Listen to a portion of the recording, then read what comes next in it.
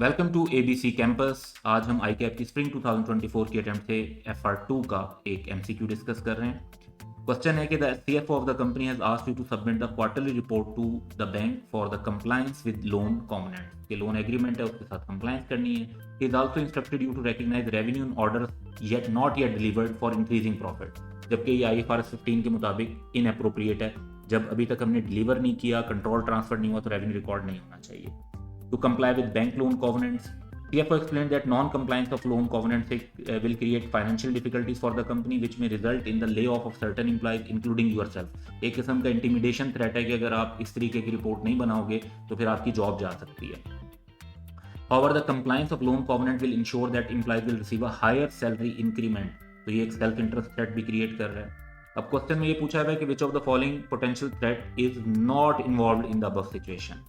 तो हम one by one सारे ऑप्शंस को ethical issues in financial reporting के टॉपिक के मुताबिक इवेल्युएट करते हैं। सबसे पहले अगर हम बात करें सेल्फ इंटरेस्ट थ्रेट की, तो वो यहाँ पर है due to higher salary increment का सेल्फ इंटरेस्ट आपको होगा।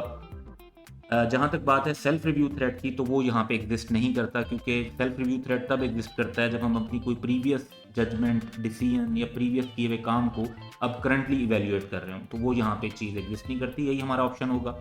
थर्ड है इंटिमिडेशन थ्रेट। तो CFO की तरफ से जॉब लूज करने का जो थ्रेट दिया जा रहा है वो इंटिमिडेशन थ्रेट है।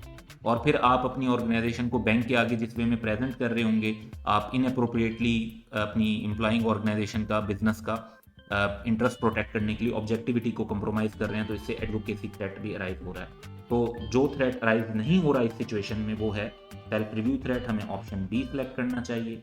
That's all for today. Have a good day.